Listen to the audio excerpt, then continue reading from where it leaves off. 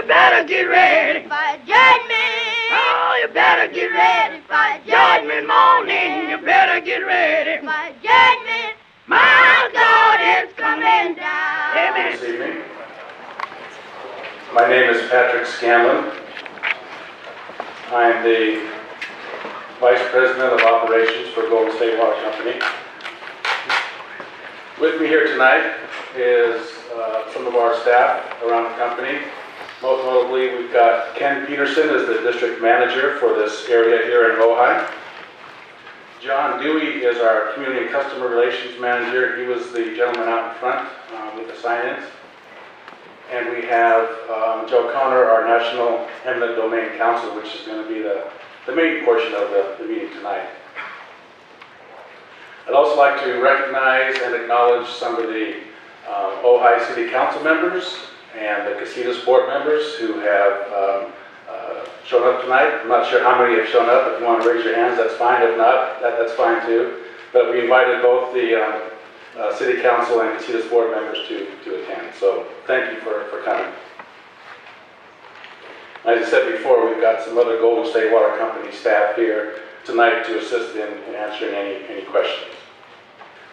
Tonight's presentation, I'm going to be very brief on the company background. I believe most of you know about Golden State Water Company, how long we've been here, but I'll run through it very quickly for those who don't. The main portion of the meeting, the main focus tonight is to talk about the eminent domain process in California.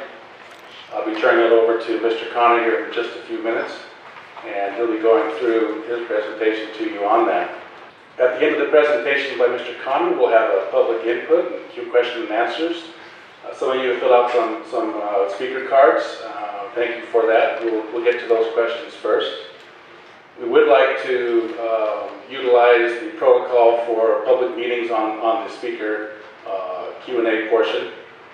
We want to make sure everyone has an opportunity to speak and ask their questions and get their questions answered. We certainly aren't going to resolve all the water issues here tonight, but we want to certainly try and respond to all your questions. We understand that there is a great concern here about water situation and water rates, and we certainly respect all of your concerns, and we want to have an open dialogue with the community here and try and work through this. Whatever we do won't be resolved tonight, it won't be resolved next week, but hopefully this will be a start of a nice dialogue. After that, I'll talk about some upcoming community meetings that we have planned. In addition to tonight, we've got other meetings that are already scheduled and planned, so if we don't get to your issue or somehow not satisfied with the responses tonight, you'll have other opportunities. Okay, Golden State Water Company was formerly Southern California Water Company was the name. We had a name change a few years back. And you probably remember when we went by Southern California Water Company. The company was founded in 1929. Of course, we are a regulated utility. We operate under the jurisdiction of the California Public Utilities Commission. Company-wide, 256,000 service connections throughout 75 cities and 10 counties. We have 38 separate water systems, Ojai being one of those water systems. 250 wells, surface water treatment plants, almost 3,000 miles of pipe. Also have a 24-hour customer service center that can handle any calls, emergency or business 24/7. A little bit of history about Golden State and Ojai. We acquired the Ojai Domestic Water Company in 1929, so the company has been operating here in Ojai since the inception of the company. That was back when there was only 400 water services here. Purchased the Ojai Mutual Water Company in the early 1960s, and today we have approximately 2,900 service connections in the community of Ojai. Locally, we have 5 wells, 46 miles of pipeline, between 1,900 and 4,000 acre-feet of water rights. We have 6 local employees here. Many of them are here tonight with almost a century of experience. And again, we've been in the Ojai community for many, many, many years, and we're a founding member of the Ojai Chamber of Commerce. Contributions, the company has paid $90,000 in property taxes, $42,000 in franchise fees to local governments during 2010. As a regulated utility, we are a tax-paying entity, and we'll get into more of that later on. Since 1994, Golden State has paid $450,000 in franchise and permit fees to the city of Ojai. We are an active member of the Chamber of Commerce, as I said, supporter of Ojai Day, the Ojai Golf Classic, and many other community events. We've been in Ojai for over 80 years. We have invested in the water system, and we intend to stay in Ojai for many years to come. Before I introduce Mr. Connor, I'd like to tell everyone that the Ojai water system isn't for sale. Like I said before, we've invested in this since 1929. And I know, like I said earlier, that there's some very strong sentiments here. We hear you. We respect your position.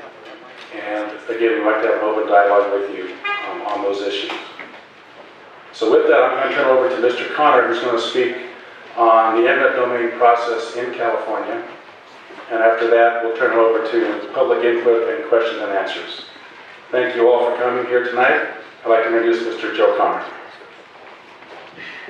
Thank you, Pat. We appreciate the fact that we've had this type of turnout, and hopefully still see some more folks coming in, and please just come on in when you get here and find a seat. And if we don't cover something tonight, as Pat said, that you'd like to follow up on, we'll be here. As a matter of fact, I'm going to be here all week. I've got a couple of other meetings we're going to participate in. I've given a few of you my card this evening. And as you can tell, maybe from my accent, I'm not from here. And I hope you don't hold that against me. But I am actually from Chattanooga, Tennessee. My firm is Baker Donaldson. The Baker in our firm is, you remember Senator Howard Baker, was a majority leader, President Reagan's chief of staff for a while. That is the Baker of Baker Donaldson. And Senator Baker is still with us today. He's not as active as he used to be, but he's just a phone call away. And that's the kind of people we are at our firm. And I just want you to also know that I'm very proud to be here tonight representing Golden State Water. Part of my practice, a major part of my practice, involves representing utility companies. And that's not a dirty word. Utility companies provide a vital service, both municipal as well as investor-owned. It's an industry that I've come to know over the past 12 years. I'm a little older than that, tell from my hair, or lack thereof.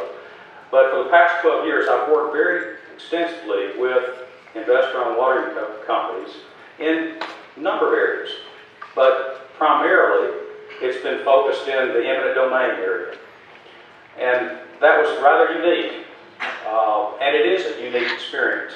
You're not going to find many eminent domain actions across this nation against investor-owned utilities, whether it be water, gas, or electric.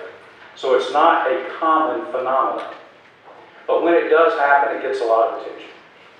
And it rightfully so, because there's questions there.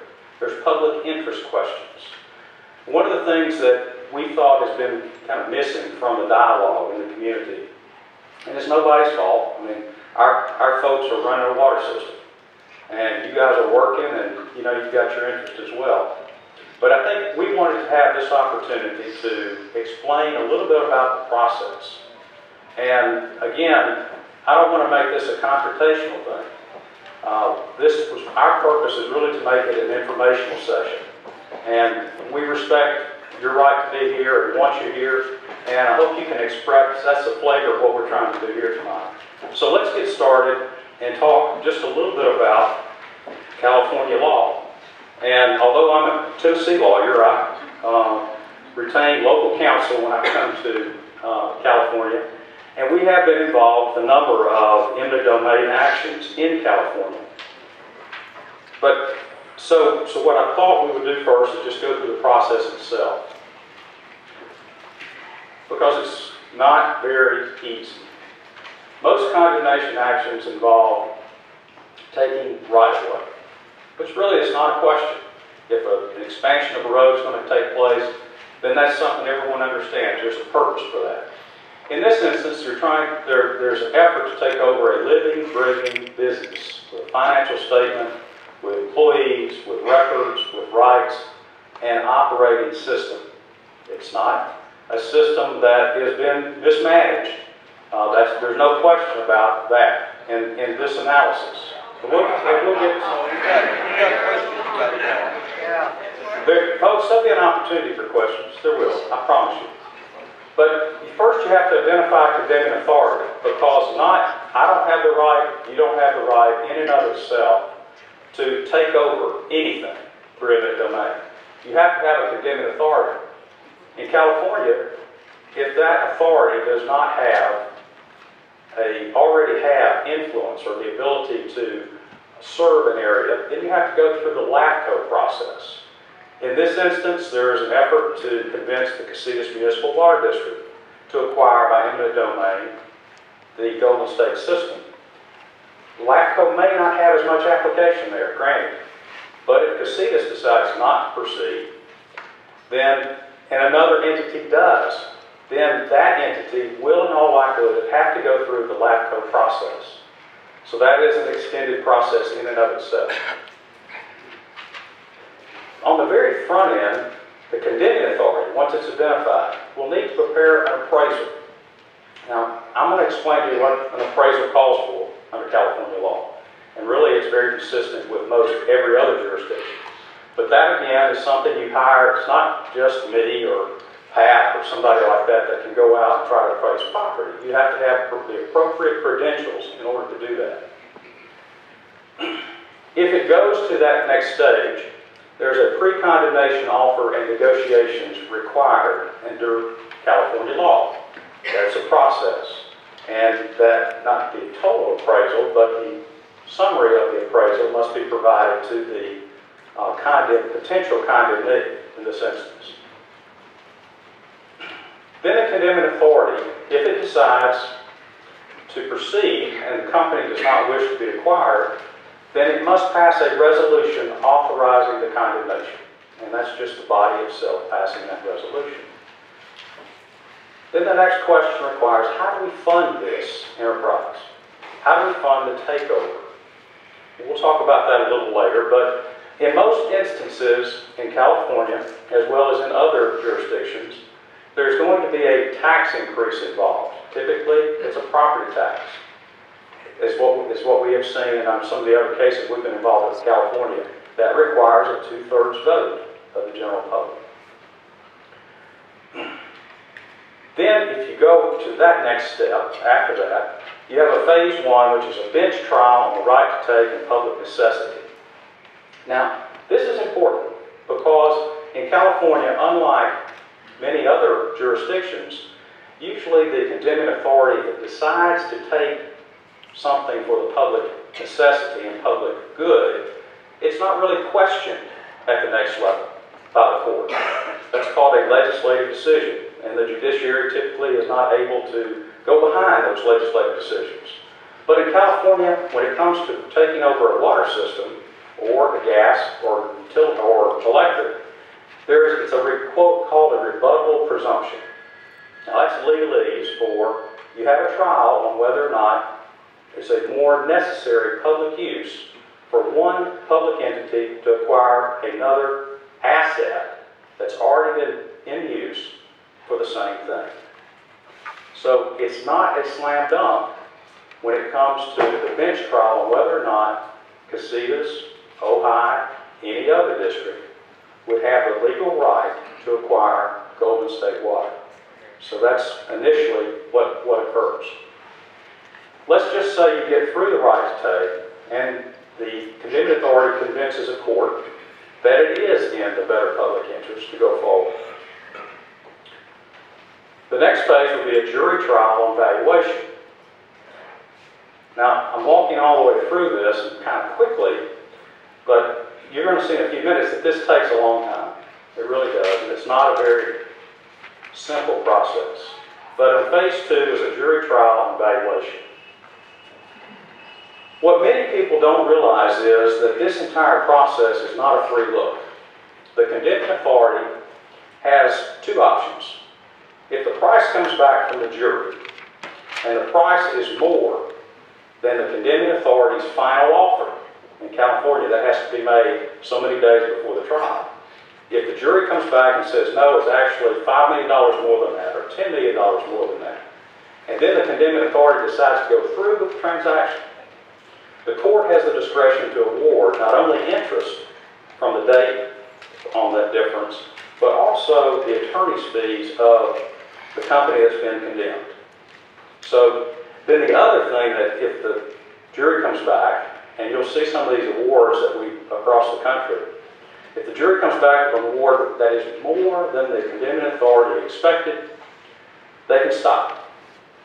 And it's called an abandonment. But if you abandon in California, like in many other states, you have to pay all the attorney's fees and expenses of the company that was subject to condemnation. That's only fair, that's protected, that's provided by law. Generally, this process with appeals can take anywhere from 5 to 10 years to go through. So it's not a very simple, straightforward, as I've indicated, process.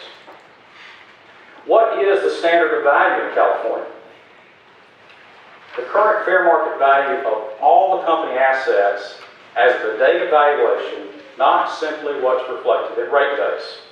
I'm going to use this term rate base throughout the evening tonight. Rate base is also referred in many of the materials that you've received and have been posted by Ojai Flow. So it's a concept that obviously, but it's not a concept that's equal to fair market value in California. California law says the fair market value is the highest price for property a willing buyer would pay in cash to a willing seller. That's the law. What is rate base? Well, I've already indicated rate base is not fair market value. Rate base is a regulatory concept used to assist companies and consumers in assessing your rates. That's what it is. Now, am I a rate expert? No. Can I tell you why your water rates are what they are? No. I can tell you it's based on your cost of service, and I have people over here that can tell us about that later on as well. But from this standpoint, again, that's rate base. It's the investment in water utilities' opportunity to earn a specific rate of return on the original cost of the assets they put in the ground, less book depreciation. It's an accounting tool. Again, it's the original cost of certain specified utility assets that are in service, less accounting or book depreciation. It's a statement of the water utility's historical cost of investments in the system as defined or as defined by specific accounting rules and regulation. Again, not fair market value. Now you're thinking, okay, Joe, you're telling me that it's not fair market value. Flo tells me it is. Who do I believe? Flo. You may believe Flo. And that's fine. Everyone is subject to their beliefs. But you also, I'll be telling you about the Felton situation here shortly. I was the attorney representing California American Water in that one. The appraiser for Felton in that court for San Lorenzo Valley Water District in that case was also the same appraiser that represented the Montero Sanitary District 3 years before that in the condemnation of the Montero system.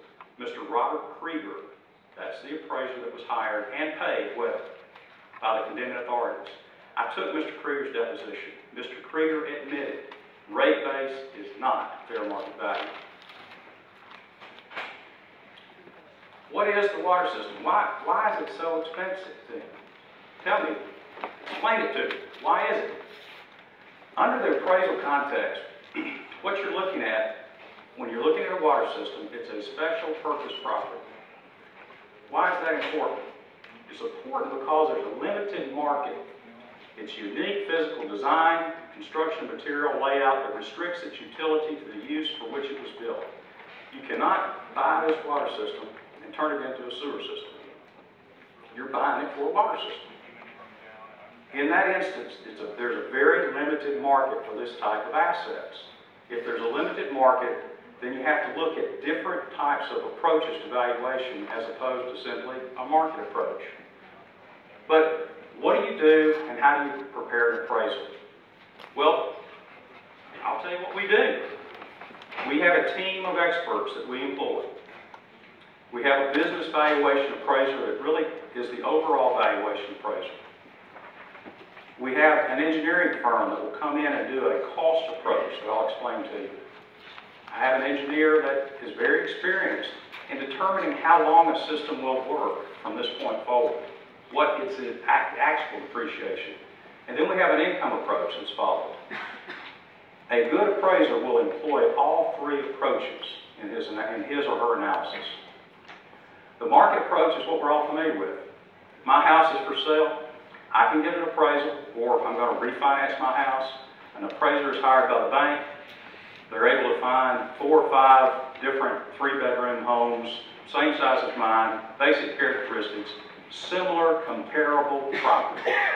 When you have a market with similar comparable properties, the market approach is the best approach to utilize. In this instance, though, water systems are unique. Every water system is different. And they don't sell that often. So there's a limited market, limited comparability. Rarely are you able to get much or put much influence or much emphasis on the market approach in your valuation. The cost approach, all the appraisal treatises will tell you, the cost approach is probably the most accurate approach when you're valuing special purpose property. And what do you do preparing a cost approach? You inventory the assets. As I indicated, we hire an engineer to do that. We physically dig up samples. We test it. So you know exactly what's there. And you find out not what book depreciation is, but what how long will this system last? How long will that pipe carry water? Give you an example. I'm from Chattanooga, Tennessee. Civil War was a big deal in our state, and particularly in our community. We have monuments and parks all over the place. The water system in Chattanooga was first installed by Ulysses S. Grant during the Civil War. It's been owned by a private entity since 1868. And so when the mayor decided to try to take over the water system in Chattanooga in 1998, we went forward with our valuation. I had an engineer digging up a piece of pipe, 10-inch cast iron unlined pipe on Missionary Ridge in Chattanooga. Been in the ground 100 years. On the books, that pipe was zero on our rate base. Absolutely zero. No value on rate base at all. The company was not earning any money on that pipe. Just how it is. I got a call from my engineer, and he said, "You got to come up and look at this." And I thought we had a real problem. He cut the pipe, we pulled it out, we looked inside it. That pipe was just as clean as a whistle. The thickness on that pipe was, they don't make them like that anymore, okay? They make better products today, but that was a good-sized piece of pipe.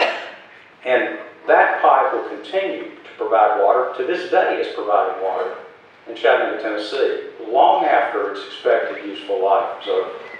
So that pipe is not worth zero. The depreciation on that pipe, that's how we do the depreciation analysis. If we have pipe that's not in account, let's say I've got 1-inch or 2-inch galvanized that's been in the ground for a long time, that pipe's probably going to be depreciated 95%. Some of the pipes in this system need to be replaced. Maybe 15% over the next 10 years is what the studies show. We're not going to run from that. But that pipe's still carrying water. Today it's still carrying water. If that system's valued, we will put a price on that pipe. There's a value on that pipe. But it'll be depreciated, but we've got 85% of the system that is in good shape. So as you see, it's not all what it seems. That's what the cost approach is. We also employ an income approach. And we go through the analysis to do that. And so then the appraiser will put all this together and come up with a value. That's how it works. Let's talk about Felton for a few minutes. I have read the flow materials that have been provided, and it's apparent, and I mean, it's a good network. Now, we run into these organizations in a number of places. But much of the information on Felton has been derived apparently from Felton Flow, or folks that were involved in the Felton Flow experience. I was involved from the very beginning with Felton. In 2002, California American acquired the Felton system from Citizens Utility. In November of 2002, officials estimated the cost of the takeover, and this was one of the county supervisors, as well as representatives from Flow, much like representatives you have here, well-intentioned folks, but they were stating that at that time, the system would be acquired for no more than $2 million. And that's when the process started gaining traction. In 2005, in July, a community facilities district was formed, services district was formed, and the people of Felton voted to tax themselves to pay for $11 million of GO bonds to fund the takeover and also pay for new investments in the system. And what they were attempting to do was to convince the San Lorenzo Valley Water District, which is the adjacent utility, to take over the system. Much like what Flow is doing in this instance, they're trying to convince the Casitas Municipal Water District to take over the Golden State system. San Lorenzo Valley Water District was not involved in the initial interest in this takeover. In February 2007, eminent domain action was filed. Now, prior to that, between 2005 and 2007, significant funds were expended. There was a intergovernmental agreement between the county, Santa Cruz County, and San Lorenzo Valley Water District, where the county contributed, I believe it was $40,000 to $60,000 for an appraisal and to do some of the initial legal work. But that was to be repaid when the bonds were ultimately sold. In 2008, May of 2008, the San Lorenzo Valley Water District paid $13.4 million for the system. Now, Mr. Krieger had valued the system, though, at $5.6 million. This came out to approximately $10,100 per customer. Now, much has been said, or Flow has indicated that, oh, they didn't pay $13.4 million. They paid $10.5 million for it and assumed a loan. Well, Jim Mueller is the general manager of San Lorenzo Valley Water District. Jim participated in a meeting in Monterey, where we were also invited because Monterey was looking at acquiring the California American system there. This was in February. Jim Mueller, in that meeting, came and told about the Felton experience. It's videoed. It's online. You can look at it. You see it. I encourage you to do that because it's very revealing. And Jim indicated they did. The enterprise value, what we ultimately were responsible for in this system, either in cash or in payments, was $13.4 million. Came out to about $10,100 per customer. Takeover expenses, and this was before the system was acquired. The system was acquired in September of 2008. $1 million on studies, legal, and expert fees as of December of 2007. That came out of San Lorenzo Valley's bank account. That's how that was paid for, as well as some of the initial bond money was used. What I wanted to do was try to explain, all right, well, what's the difference? What happened in Felton on rates? That's what we're interested in. We've already seen some questions. Why are my rates more than the guy next door in the other system? Every system, as I indicated, is different. In many municipal systems, their rates are not based strictly on the cost of service. They have other sources of revenue which supplement those rates. It may be property tax, it may be hookup fees, there may be other things that are there, so it's not, you can't easily compare apples to apples between systems. So what I attempted to do was to say, okay, well, let's just see what the rate was at the time of the takeover, September of 2009. Let's don't worry about what the rates may have been afterwards. Let's just do that. The water rate in Felton, the California American charge, the base rate, and this is we bill bi-monthly like we do here, but we broke it down monthly, was $67 a month. This is based on 10 CCF usage. We also had an $11.50 surcharge. That surcharge is for a Safe Drinking Water Act loan that resulted from a new treatment plant, tanks, and supply pipelines from the springs. So that was what the typical customer received using that much water with a 5/8 meter in Felton as of September 2008. Because, San Lorenzo said, we're going to charge the residents of Felton the same as our residents. We're not going to differentiate. We're not going to have two different classes of residents. So we're going to charge $41. But what's the difference here is that most of the money to acquire the system did not come from San Lorenzo. It came from the bond issuance. And the customers in Felton were taxed. They voted to tax themselves. The average tax for an average size home in Felton is $45 a month, is what it comes down to, for 30 years. Okay? That's what they voted to do. So if you look and to be fair, and Jim Mueller agreed with this, you have to include that when you're making this comparison. But that's not all. They assume the Safe Drinking Water Act surcharge. So that's another $11.50, but they didn't charge that anymore to the Felton customers. But somebody's paying it. The entire system pays that now, that loan. But it's not a surcharge on the Felton customers, but you have to do that to compare the rates. What else? Jim sent a memo to his board in May of 2008 indicating that they were going to have to come out of pocket $1.5 million out of their own pocket. Fortunately, unlike many districts or many companies, they had $12 million in the bank. They had just sold, a few years before that, many acres of watershed property. And they sold it to a conservancy, so they couldn't be used for anything, but they still got the cash.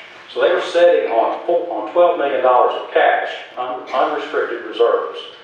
Their board voted to take $1.5 million out of that reserves to apply to this acquisition. Well, what we did, we took that $1.5 million and simply ran it through the financial model of what the bond money costs. The same as if they had to borrow an additional $1.5 million. That comes down to $6 per month per resident, if that was what the charge had been. So the enterprise value of what was acquired is at the date of the transaction. San Lorenzo Valley Water District is $103.50. California American Water was $78.50. These are our calculations confirmed by Jim Mueller. I talked to Jim before we met in that meeting in Monterey, and I walked through every one of these, and he said that's correct. So, again, folks, there'll be time for comment. Just let me get through this, and I don't have much more to get.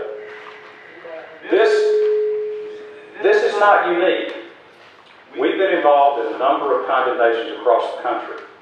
And what universally that you see is that on the front end, the condemning authorities are advised or feel that the value of what they're going to have to pay is much less than what they're ultimately forced to pay either by jury or in settlement or whatever.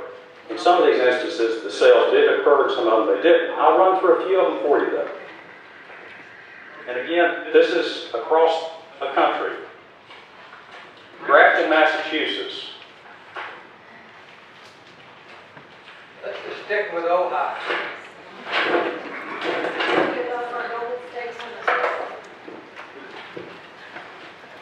Looks like your stock chart. All right. Bear with me just a second, folks. Grafton, Massachusetts, the condemning authority did a quick take. And what that is, they decided to pay the money in and take the risk on what the jury verdict would be. They paid in $1.1 million. Close to 10 years later, they ended up having to pay $7.8 million. Marlboro Meadows, Maryland. The initial pay-in was $2 million. The verdict came back with interest at $9.7 million. Montero, California, mentioned that one to you earlier. That was a sale on the eve of trial. $5 million was the estimate by Mr. Krieger in that instance. It sold for $11.2 million. Again, Felton, California, the initial estimate $2 million. 5.3 was the valuation of the operating assets. 13.4 million was the value. These are small systems, or smaller systems. The same principles apply with the larger systems though. Jamaica, New York, a very large system. In the early 90s, New York City attempted to condemn it for $63 million. 10 years later, after in bankruptcy, it was acquired for $148 million. Charlotte County, Florida, again, $56 million. It was sold for $110 million. 74% rate increase applied immediately after that transaction.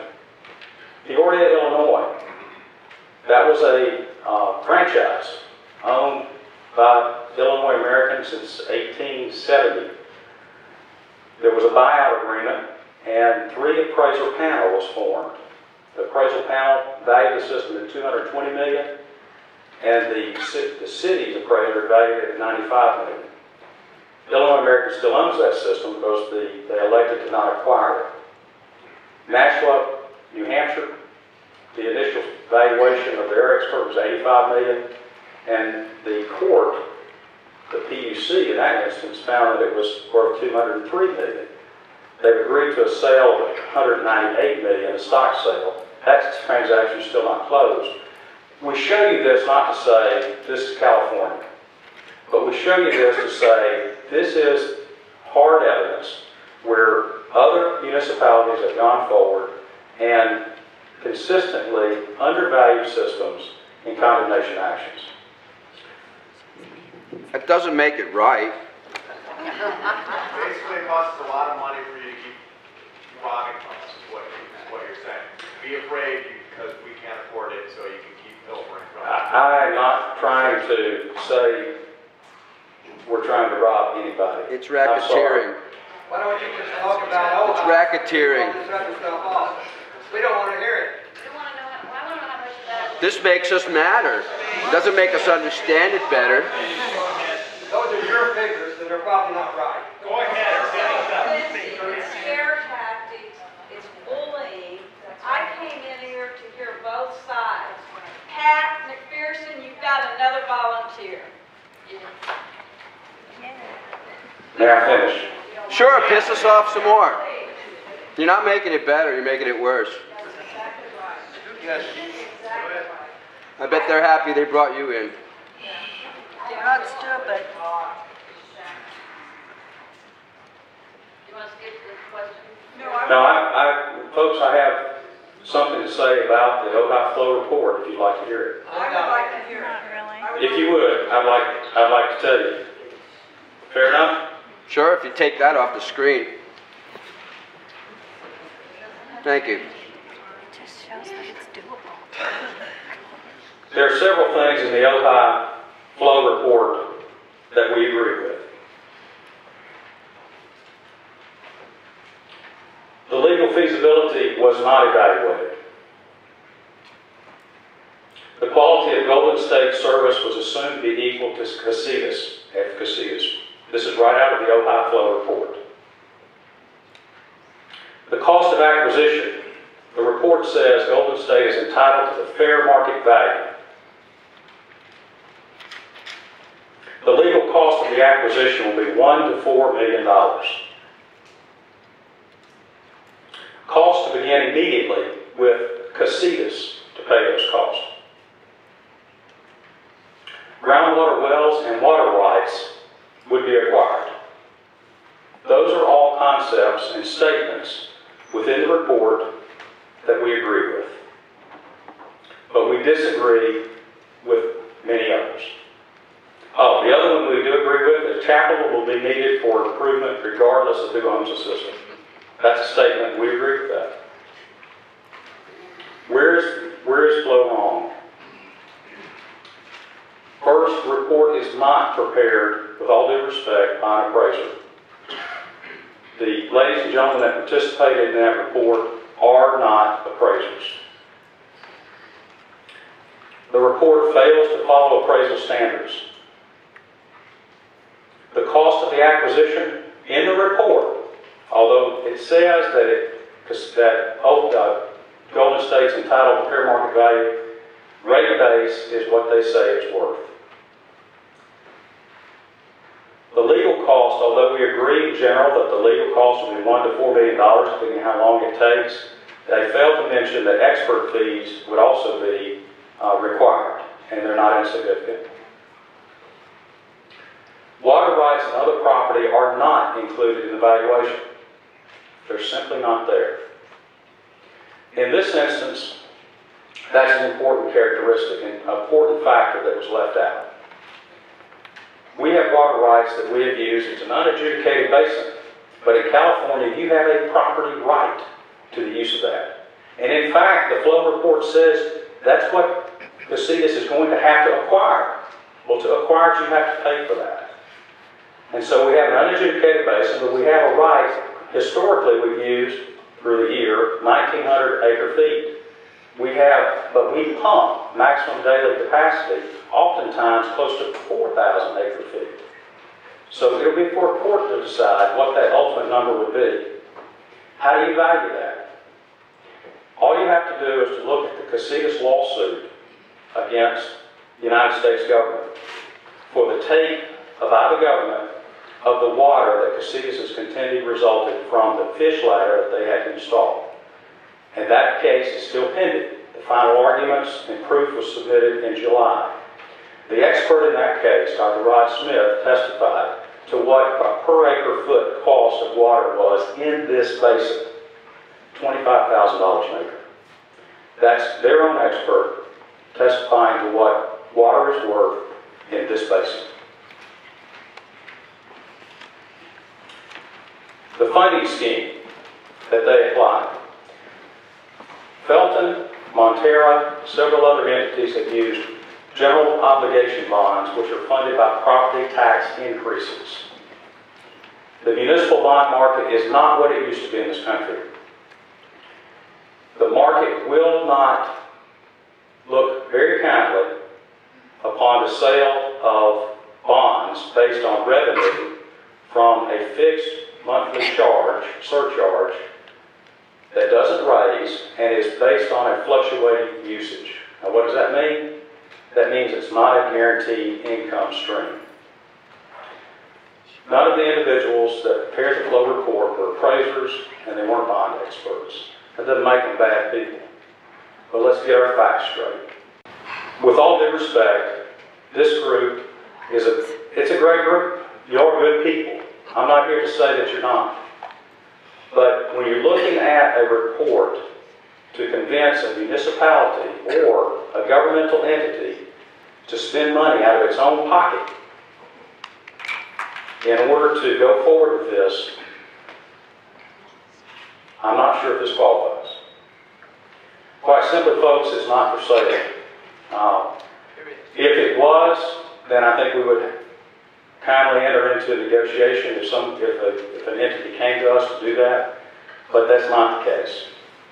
Why is it not for sale? It's not for sale. One of the reasons, I think Ken said very clearly and very early,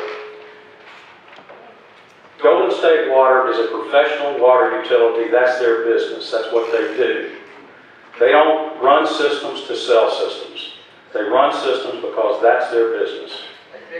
And folks, everyone has their opinion. You ask the question, that's the answer. And we want to stay in this community. Now, at this time, we would like to take questions in a if we could do it, we're trying to do this in an organized manner. We announced that on the front end to respect everyone. And I think, Pat, you already have some questions. We'll deal with those first, and then we'll get to everyone we can. The school has obligated us to leave by 8:30, so we're going to respect that.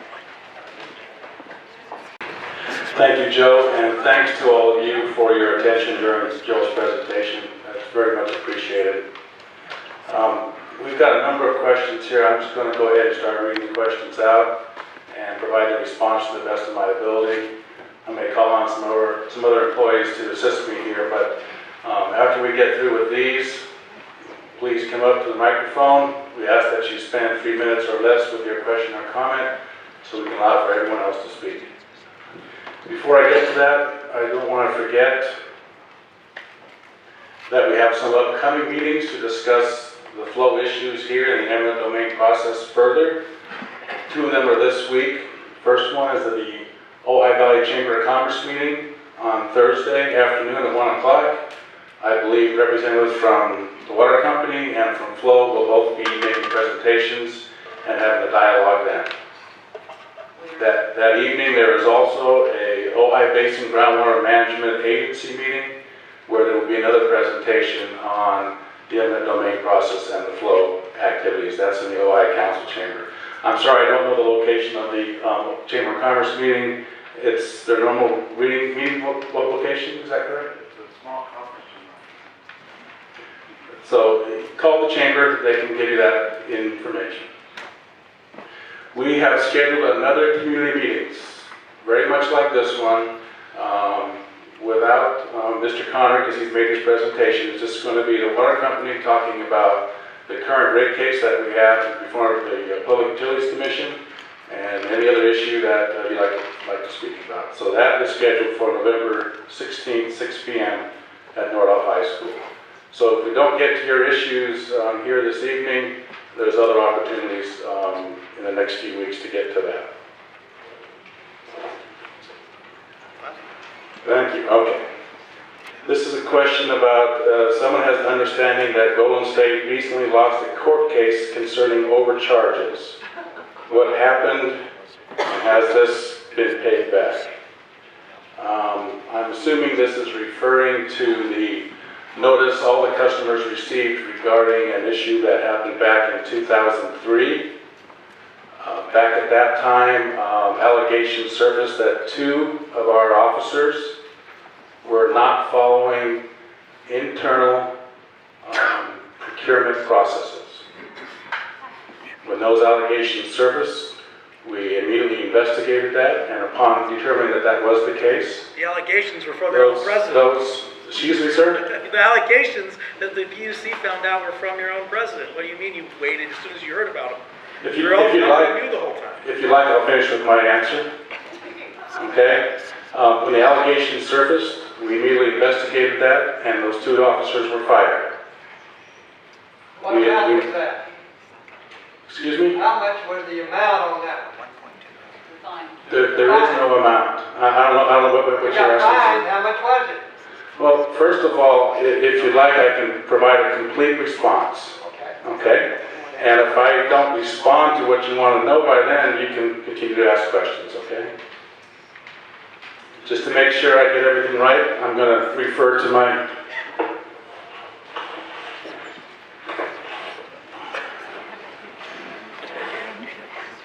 Get that shut there. I just want to get... You asked about the dollar amount, so I want to get that. The investigation was conducted, the 2 officers were fined, and we severed all ties with the contractor involved. We hired independent engineering firms to go back and look at all the work that this contractor performed for us. Was that work performed at a reasonable cost? In nearly every case it was. There were a few examples where the cost exceeded normal market costs of what you'd expect. And in those cases, the engineering firm, independent engineering firm, concluded that it could have been an emergency or other type of situation where those costs were reasonable. At that time, we consulted with our legal counsel and our other engineering staff and regulatory folks about communicating to the PUC. This is where we should have done a little better job. We did not communicate what we found to the PUC, and In retrospect, we certainly would going forward. Since that time, we've come to a settlement with the PUC. That was on June 27th. We signed a settlement with the staff of the PUC. Doing so, we avoided a costly legal battle if this had gone forward. We agreed to pay $12.5 million in refunds back to the customer. Okay, plus $1 million in penalties. That's the answer to your statement. We decided to do that versus a long, lengthy trial. When and how will we see that refund?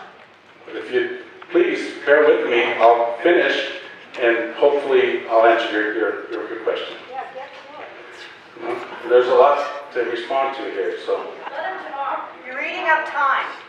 Go, move forward. In addition to the settlement, we've agreed to 3 independent audits which will be conducted by the PUC over the next 10 years. Every customer who lives in one of the regions that we serve, most of this is in Northern California. In the Ojai area, every customer that is on record as of the settlement date, as of the decision date, assuming the PUC approves the settlement, which they have not, every customer will be receiving a refund. It will be in the form of a credit on your bill, and you'll be notified beforehand to know when that's coming. What about those customers that were? Yes. Pardon? What about those customers that were? Next question. Only customers that are on record at the time of the PUC decision will be getting a refund. Next question. Why are my rates so dramatically higher than rates in nearby water districts? Thank you very much. That question has been asked many, many times. And what I'm going to do, since I knew that was going to be asked, I prepared some slides here to address that. This is a slide that explains why water rates differ among different water agencies. You've got regulated utilities like Golden State Water Company. You have municipalities like Casitas. You have city operated. You have special districts. You have mutuals. All of those have different rate structures. Okay? The reasons why rate difference, first of all, recovering the cost of service. All the cost of service that every water agency incurs is recovered by a variety of means. For our company, it's on the water bill. Nearly 100% of all of our costs are on the water bill. For other entities, as Joe alluded to, they have other sources of revenue that's not on the water bill. They have property taxes. They have connection fees. If you want a new water service at one of these agencies, you could pay $8,000, $10,000, $12,000 for a service. About in this area. Thank you. I'm responding to the question. Does Casitas, what percentage of the money that Casitas receives comes from the water bill? That would be responsive to the question. I do not work for Casitas, and you have to talk to them about that. So you don't know. I didn't say that. If you know. I'm simply saying that you need to speak to Casitas about their rate structure. We don't have that data. You don't know why your water bill's different than Casitas? I'm trying to explain that, sir. You know why your water bill is what it is, but you don't know why it's any different than any other place. Is that what you're telling us? No, it's not. I'm telling you why water rates differ, okay? And I'm trying to explain that our cost of service are on the water bill, why other agencies are not all on the water bill, okay? Casitas' cost of service are not recovered 100% on their water bill. Oh, you know that? Yes, I do. Oh, I figure. So If there's anyone here from Casitas, please confirm that. What's the figure how much? for Casitas? I don't have that in front of me, I'm sorry. And how do you know it's not 100%? Let's get the questions, guys. Come on, let's get the Okay. Can I ask just a quick question? I think the reason this is coming up is because you present us, Joe presented us with information that you guys have. And obviously Joe was hired by American States Water. And what people are looking for is give us the information. If you're going to use a comparison with Casitas, then give us both sides of it so we can see, is it equal or is it not equal? Because if you're not going to give us that information, how do we know that that's true. You understand what I'm saying? We don't trust you. Let me address the issue as far as what's important as far as the eminent domain process is concerned. And that's what I thought you guys were here for tonight. And that's what primarily we thought. That the reason that you have to start with that is that you have to start with what this company's worth and what will have to be paid for this company in a condemnation process to do any type of comparative analysis. Now, there is no document that you can go to that's made primarily for comparing municipal systems to investor-owned systems. Now, we've not done that analysis on a system-wide basis. That's the answer to the question. Maybe you should. We did do that analysis. If some of you were here 4 years ago, we had a number of community meetings then. I talked to you, many of you back then, same issue. We did a water rate analysis back then. It's stale right now. The figures are not accurate as of today. In that analysis, Casitas was shown to have a percentage that came from other sources, and their rate structure had not changed. What the figures are today, I don't know. I can go back to the 2008 analysis and pull that out and share that with you, but I don't know. Things have not changed since then. Next question. Except the rates have gone up. No, yeah. Yes, I'll move along. If I can please ask all of you to be respectful and try and let me finish with the responses. This will go much quicker. Then don't monologue. Let us talk.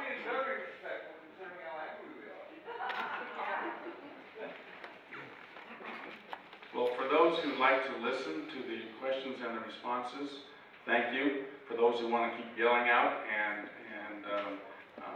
delaying this, please be respectful. Why are water rates going up so much? Very basic question, and I'll try and respond to that. From my perspective here in Ojai, water rates are going up because of the need of capital investment in the water system. If you look back at the last couple of rate increases we've had, capital improvements to the system accounted for a big portion of the increase. Let me say right now that the Ojai system is not unique in that regard. If you'll please allow me, I believe I have something on this as well. I kind of thought you may be asking these questions. Every water and sewer system in this country have infrastructure replacement needs. That's not just me saying it. EPA Drinking Water Infrastructure Needs Survey and Assessment, that report to Congress, identifies a need of $334.8 billion over the next 20 years. There's a significant gap between that figure and what the revenue is that is coming in for these water systems. Report card for American infrastructure produced by the American Society of Civil Engineers gives the water infrastructure in America a grade of D-. That's all water systems.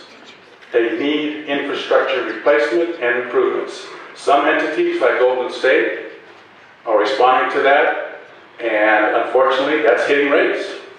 Again, if I would have responded completely to my last question, the way we finance capital, it's on your water bill. We don't go out and float a bond and have that on your tax rate to do our capital improvements. It's on your water bill. All of our costs of service are on the water bills. So I'll stop with that. Would you tell me how you want to go? You want me to read off of these or take it from the audience?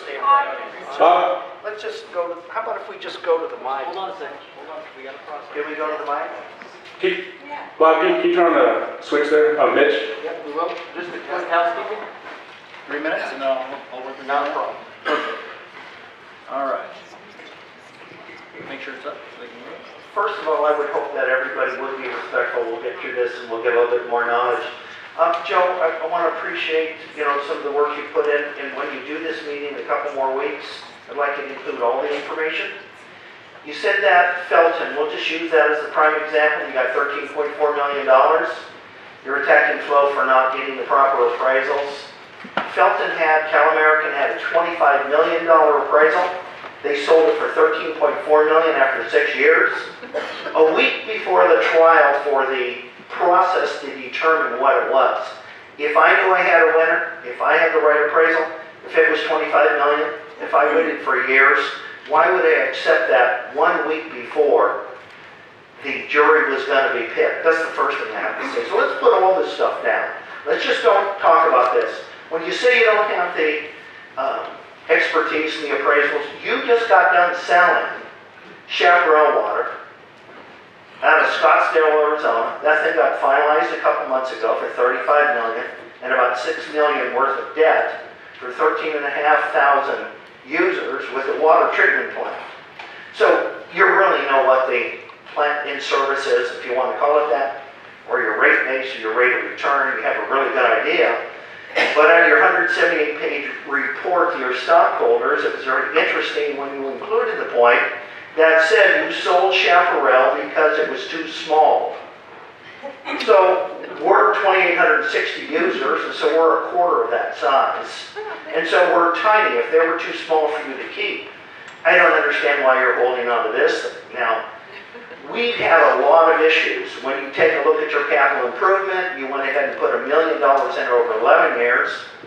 In this next 10-year span, you intend to put $21 million in. It seems like we spent too many years putting new roofs on 65-year-old water tanks that you got through the PUC, only then to ask for them to take it down, which is up the hill, up on Foothill. So what we need to do is have you put some different things in. I don't think people really want to know what's going on worldwide. I don't think they want to know what's going on there. What they want to know is what the capital improvement costs and what you're doing. Those rate requests that you put in are pretty well documented. We know what they are. They're online. The Department of Rate Advocates have got it. And we're also going for another rate increase, and those rounds of discussions are going to start in February. And what I'd like to see you folks do is get very, very specific. We're frustrated that you're 3 times higher than Ventura Water and frustrated that you're 3 times higher than Casitas. We don't really care what your rate of return is, what your cost of capital is. You're going to give us a couple of day rate on the $1.2 million you owe us, where you're asking for $8.9 to borrow money. Why is the money you owe us worth so much less than the money you want to add on to our bill for this improvement?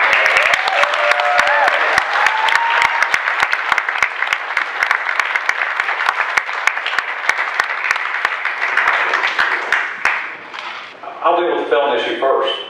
When you get into litigation, there's risk on both sides. Jim Mueller was asked that question in February 18th by the city manager. And Jim's the general manager of San Lorenzo Valley Water District. He said, they asked him, well, if you thought it was only worth no more than $9 million, then why'd you agree to pay 13.4? And he said, well, California American Water thought it was worth more than that, and they decided to sell for less as well. In that instance, the company made a decision, weighed all the risk on both sides, and took that value. That's a company decision was made. Your clients made that decision. Jim did say, though, that if the jury had come back at anything at $15 million or more, then they would have walked away. I'll let Pat address the issue on Arizona. Yeah, Arizona that was our only operating water district in Arizona. The regulatory climate there in Arizona is much, much stricter than it is here. We sold our system to a company. I'm from Arizona. You're telling me that Arizona. We sold the company to another firm who plans to grow in Arizona, who have a much better voice and be much more active at the regulatory commission in Arizona. And I think I will go with Mr. Dottie's suggestion and have anyone else come up to the microphone and ask some questions at this time.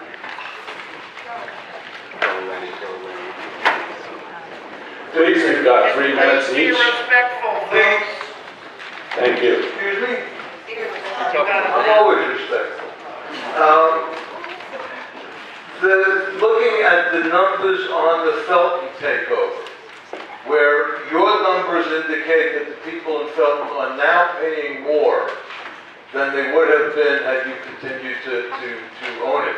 Even if that's true, That does not take into account 5 years from now, 10 years from now, 20 years from now, when the rate increases historically from the municipal water districts are much less than the privately owned companies' water rate increases. So even if your numbers are correct, in the long term we win by taking over. In addition, most fundamentally we win because we gain a measure of control over the most precious of resources, which is water. You know, you all are now owned by some company, American Water. There's nothing to prohibit American Water from selling to Nestle or PepsiCo or any other multinational that is trying to monopolize water like they monopolize every other resource in this country, in this world. You know, you've tried every scare tactic you could think of today. You were very frightening. But we're not giving up. We want our water. So, you know, it might be, you know, you talked to us about being polite. Don't try and scare us with these tactics. It doesn't serve any purpose. Thank you.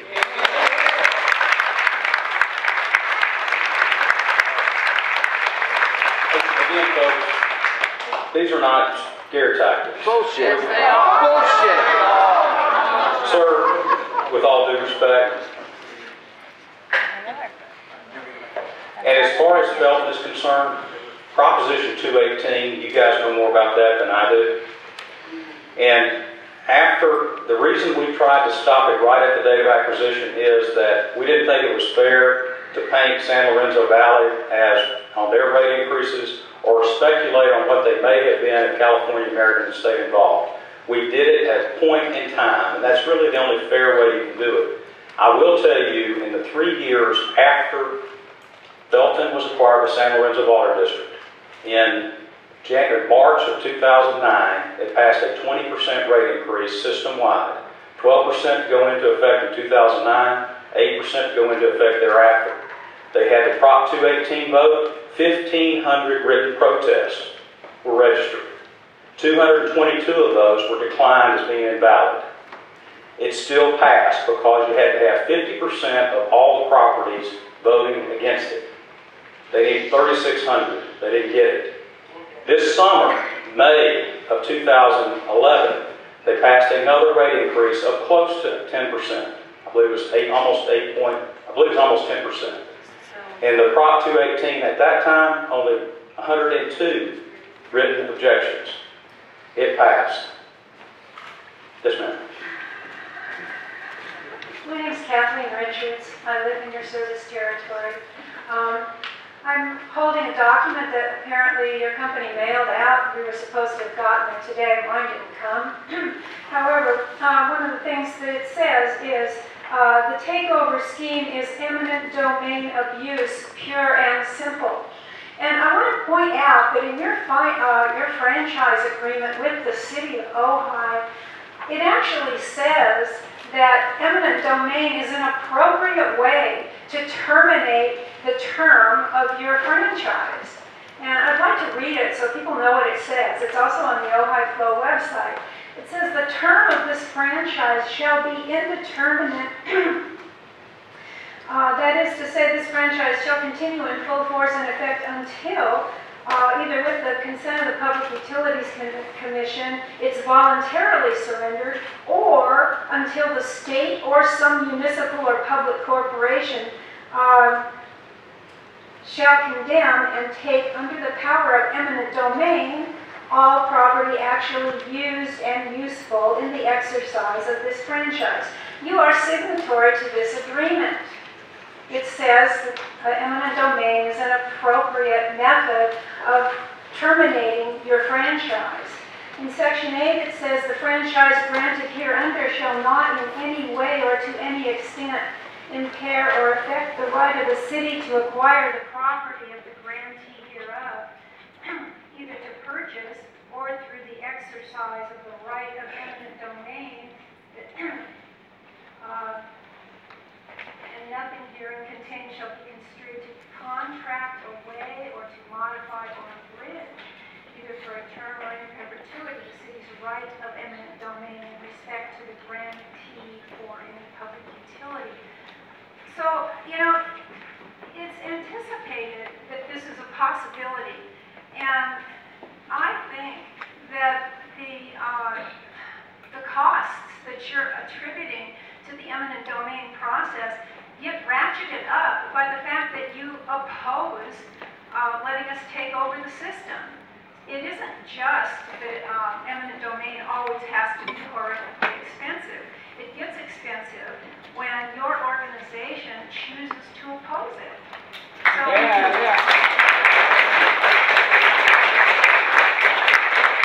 If I may just clarify a couple of things, ma'am, the mailer you alluded to, I don't know what that is, so I can't address that. I'm not aware of anything that we've sent out. That's not from our water company. Should we turn it just that? You didn't send that out. Heavy card stock paid for by our rates. Right. Oh, well, it says stop eminent domain abuse. California Alliance to protect private property rights. What a coincidence. That's not Golden State Water Company. No, I don't. Let me address the franchise issue first, please. The lady is absolutely correct that in our franchise agreement, there are terms and conditions to where the franchise agreement will cease to expire, will expire, and one of those is eminent domain. It also includes that the city doesn't waive their right to condemn the water system by eminent domain. It doesn't say that that's the only process that there is, but that's the reason why it's in there. Yes, you don't okay. Ma'am? Thank you very much for coming. My name is Carol Smith. I think the bottom line in this discussion is really the lack of control, the lack of any way that people can control what's happening to their water rates. We have a lot of old people in Ojai who have bought their homes maybe 20, 30 years ago. They live on Social Security. They have perhaps a mortgage of $250 and they have water bills for one person. And they do everything they can to conserve water, and their water bill is $300 or $400. This is unsustainable. Is there any way out of this existential nightmare? I don't see one except to do the eminent domain process. And you are a private company, you are a for-profit company, we understand all that. But do you have any insights into what can be done for the people of Ojai to feel they have some control and that their water bill will not become their major expense? Thank you, ma'am. Let me try and address that very briefly. And again, the purpose of our presentation tonight wasn't to have any threats or anything else. It was to present the facts so you can make an informed decision. That's all it is. Okay? And ma'am, I know my answer here may not resonate with a lot of you, but the rate-making process is a public, open process. We just started that now with this latest filing. As I started the meeting off tonight, I respect and we hear your concerns about the water rates. They're going up, they're high, there's no way around that. We can explain why they're going up and we can explain the process to you. I urge everyone in here to communicate with the PUC and with us. We're going to have a number of meetings going forward on what your issues are. One thing that we talked about 3 or 4 years ago in a meeting very similar to this was Ojai's cost of service and all these things that we're doing here are spread over just Ojai residents here. We have other areas that the customer base is much, much larger. You spread these costs over a much larger group, the rates will go down a bit. Now, of course, the other areas will not be very happy because they'll be subsidizing the Ojai area. But that's not uncommon to look for and request the PUC to look at combining Ojai with other rate-making areas. And again, I encourage everyone to contact the company, the PUC. Let us try and work with you on this and try and maintain these rate increases. Hi, my name is Sarah Bill. Get on the mic. Can you hear me? Get right on the mic. You gotta eat it. Close. Get right on the Oh, mic. you got it. Kiss it. Up close. My name is Sarah Bill. Okay. I've been in Ojai 33, almost 34 years. Shame on Ojai for ever allowing corporate water to be bought for the city to begin with. Corporate water needs investors. Investors need to get their investment back. And we're hostages now. And shame on us, really, for ever allowing that to happen. I want to tell you about a book that I think everybody should read here. It's called The Big Thirst. It's amazing information about water. Water around the United States, water that could happen right here. I'm a major conservationist. Let me tell you, I'm on a fixed income. I'm going to tell you what that is. It's $850.40 a month. I'm a vegetarian, thank God. I live simply, thank God. But I want to tell you that my water bill was $110. And that out of 850 is a little ridiculous. And then I have all my other bills. So first I pay all my bills. What's left is what I live on. Okay, and I do that per day. Per day. So, you know, you gotta reevaluate this whole thing. We need to own our water. It's our water. And I'm really ashamed of Ojai for ever allowing this to happen.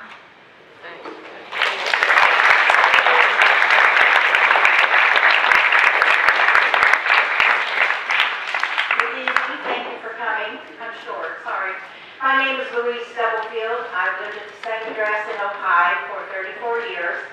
I'm on Foothill Lane, and I'm sure we know each other.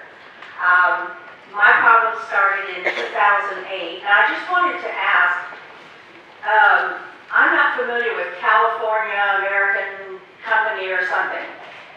Golden State is owned, as I understand it, by American States Holding Company out of San Dimas, California? That's correct.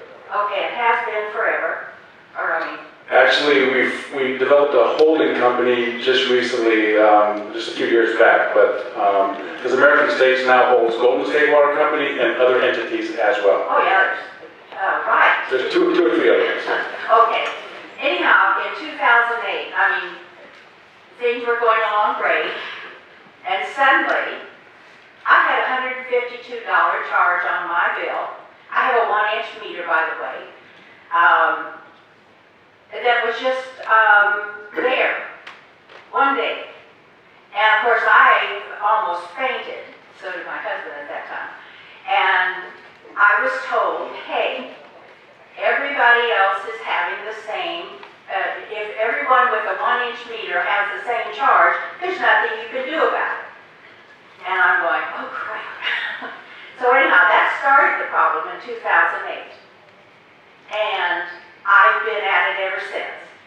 I can't, your rates are going up, but the name, I mean, we're Golden State, that's another thing. Okay, I was arguing with one of your gals one day, I do that a lot, and I was saying, she said I'd never had a new meter out front. Well, my husband's a builder, we built our home, and of course I've had a new meter, but I said, you know, it wasn't with you, it was with Southern California Water Company. Or before that, it was, let's see, I get it mixed up. I believe another name, okay?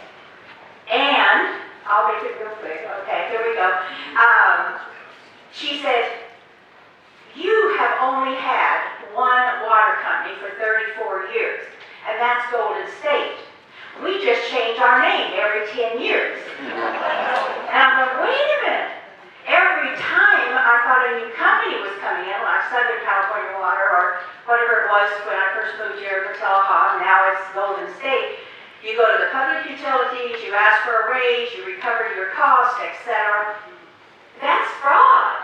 Isn't that fraud? Well, as I explained earlier, since 1929, this entity, our company, has owned the water system here in Ojai. Previously, for many, many years, it was known as Southern California Water Company. We changed our name a few years ago to Golden State because we had other operating districts in other parts of the state, Northern and Central California, that were different names. Well, and also, now in 1977, you had a different name, but it was the same company, she tells me. It's either Southern California Water or Golden State. That's all I know. So you never had another name? No. Well, I can show you canceled checks where I paid you. I'd be interested to see that. I'll get it. Thank you very much. Thank you, ma'am. Well, I'd like to get just back to the basics. Water is a human right. Okay? We're paying for the water under our feet. I've heard nothing but complaints and statistics about the difficulties this company is having and the justification for their raise in their bill. What I haven't noticed is their willingness to get rid of this major problem, nor have I seen a chart that shows their return on investment. Okay? So let's start there. People need water. I know absolutely, as living in a mobile home park with many elderly people, that they cannot pay for what is a human right. That's why the people are here. This is fundamental. And all I've heard is statistics and numbers, and at some point the people will take back the water under their feet that they're paying for. And I use Bolivia as a model for what's going to happen in this country. When we've got this left brain computer analysis of what's going on, it does not indicate whatsoever what's really going on here. This is a human question. Okay? Keep that in mind. People will get their water. So let's be fair about it and turn this over to the community, not to some distant entity that doesn't give about what happens in Ojai, but looks at the bottom line. Thank you. Yeah.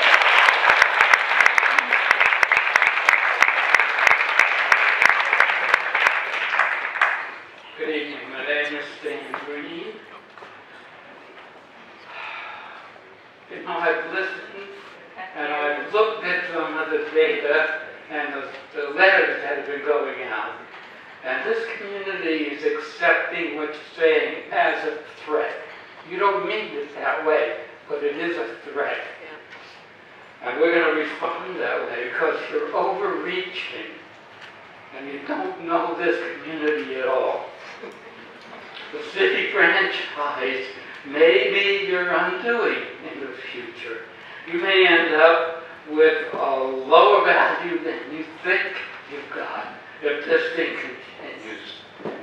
So what's going on is the law allows us to pursue this, and you're saying, well, that's the law, but when you come down to the real world, it's the money that's going to govern whether or not you guys have any rights. So there is no justice. It's what we think it should be that you're going to live with.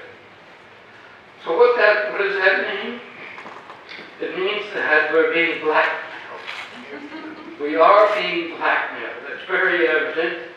And you're saying that you will outspend us. You will use up all our money. We're not going to get anywhere. There is no justice. The law doesn't protect us. The PUC doesn't. The state doesn't. But we'll go there and we'll look at the legislation and we will hurt you if you hurt us. Okay, you guys are involved in what I call corruption. $12.5 million that you're going, oh, some rogue people were out there spending your money and we were collecting money from you because of it. And this must have gone on. 12.2 million is a lot of money. A lot of money. And nobody knew this was going on. Nobody believes it. You also want to have it both ways. You will protest that the take $20 million of investment just to get it working right. And you're telling casitas, you're going to have to spend $20 million just to get this system working. But if you go into negotiations on eminent domain, you're going to say, everything we got is perfect, everything is worth stuff.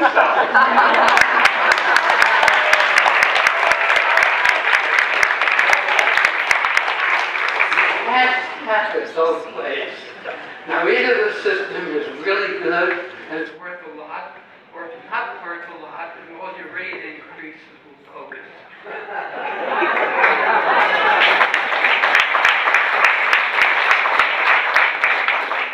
What I want you to understand is you're taking on a community that from their own experience rejects your being. We own the water. You do not own the water. You own the equipment. You own the pumps. You don't own the water. We do.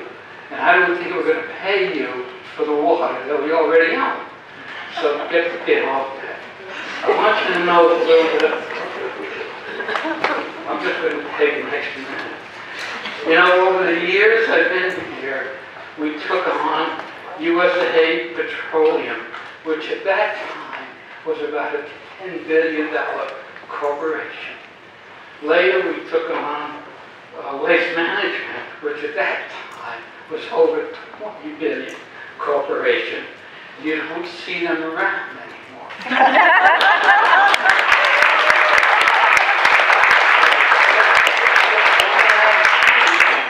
Do not underestimate this community. We will not quit.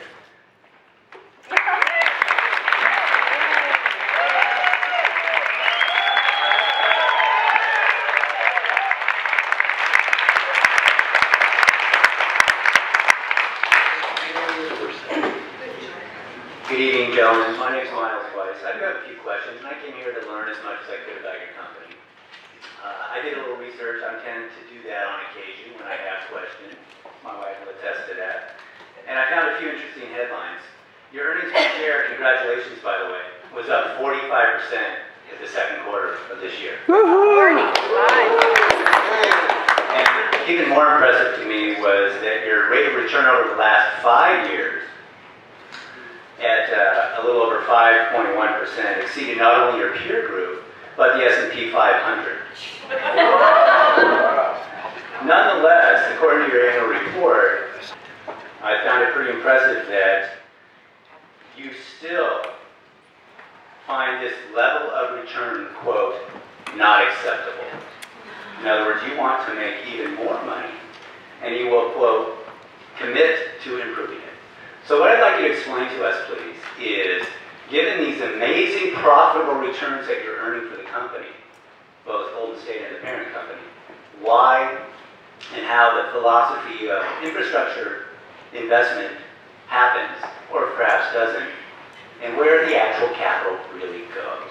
Please explain that to us. I can't speak to the figures that you referenced, but I'm sure that with your analysis are correct. The rate of return that the company... It's your annual report. I did tell you that, right? It's your annual report. I just confirmed that, sir. Okay. The folks who invest in this company, all their money they invest in, we take that money and we put it into pipelines and wells and reservoirs. Because of that, they expect a rate of return on their investment. The 5% is not what's authorized by the PUC. It's much lower than that. Our authorized rate of return is 8.9. We're lower than what's authorized. So to attract investors, to continue to invest in the company, to improve our water systems, we want to show them that they can have a reasonable rate of return that is not decided by the company, but decided by the PUC. Well, I'm asking what the corporate philosophy is on that rate of return to investors versus actually spending the money on capital improvements. Do you see my point? No, I don't. The money that is invested is spent on capital. It seems to be going to profits instead of capital investment. Do you see my point based on your annual report? And I want to know where the philosophy is on how the company allocates money to those to understandable objectives. Capital improvements versus investor rate of return. You have beat the stock market, and yet you're not happy with that rate of return. I find that appalling. That's your thing. That's my question about the philosophy that the company has on investing back into the local community that pays the rates. I've responded to your question, sir. He's the DA. My name is Diane Squire. I actually came here not because of the Flow invite or anything. I came here because of this invite from Golden State Water Company, a subsidiary of American States Water Company. And you say here, for this specific meeting, learn more about Golden State Water Company and the Ojai water system. Company representatives will provide information detailing why GSWC opposes an eminent domain takeover of the system. We have the right to do that. You certainly do. Yes. What we'd really like to ask from you, since we're such a small system comparatively, why not let us do it? You certainly can, man. We're not going to stop you. We want to present our position and what our take is on it. You go forward. That's what you got to do. The Ojai Valley Green Coalition really supports rainwater harvesting, and I suggest people in this community consider that as an alternative.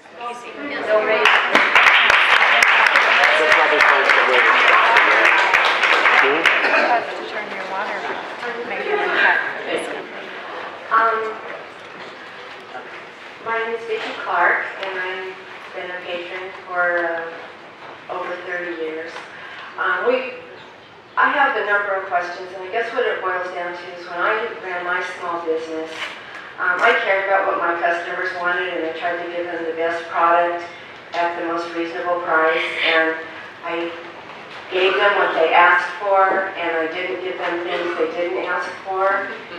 And if something broke down in one of my ovens broke down, or if one of my customers wasn't able to pay as much, I kind of robbed from one area to pay.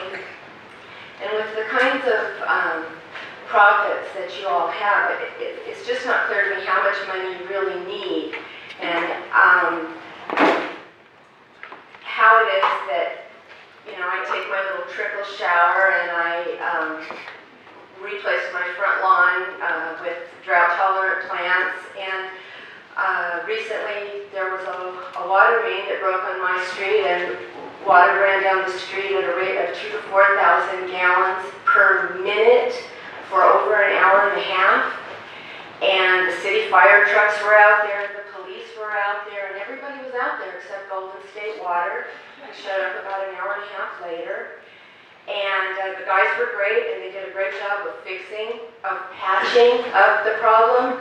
But if I cared about my customer base, I would actually listen to them and try to provide what they wanted.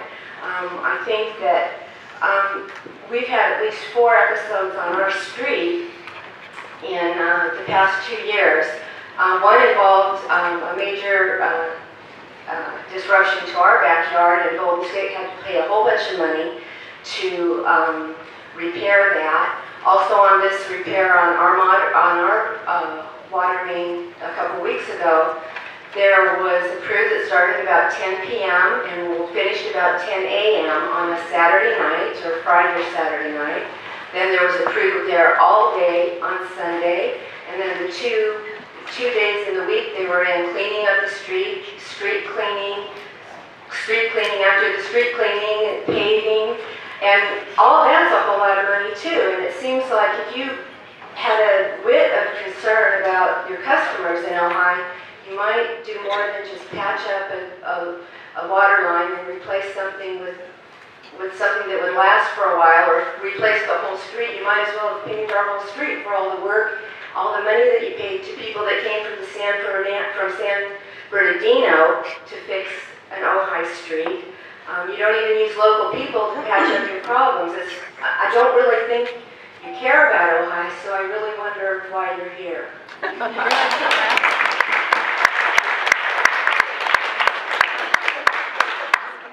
you have an answer to her? Yeah. I didn't hear a question, but I'd like to comment She on asked it. you why you Please were do. here. Well, I've already answered when I started this presentation this evening. We care about Ojai. We care about all of you and all of our customers. Show us. So, rates. Whenever you're ready, Microphone. Oh, microphone. Cap. Microphone. Had a girl. There you go. Can you Hold hear it. me? I am similar to one of the women who spoke earlier, where I was going along just fine. I've only lived in Ojai in my house for a mere 17 years, so I'm not quite an old-timer. However, everything was going along fine until about 2008 when I opened my bill, and it was astronomical. And when I called Golden State, wasn't even aware of the name change. I was told that my meter had been broken for the past, well, I moved here in 94, 2004, about 13 years, 14 years, and it had just been replaced. And that's why I was seeing an increase in my rates. Now, I don't buy it. So I wanted to say that first. Secondly, you excused one of the lawsuits that has been filed against you, and it's only one of many, by saying that you fired 2 employees. Well, I just looked it up, and they sued you for wrongful termination, and you settled with them out of court in a confidential settlement. Wow. Thirdly, I count at least 3 lawyers in this room, myself one of them. We're not afraid of you. Thank you. We'll take your money.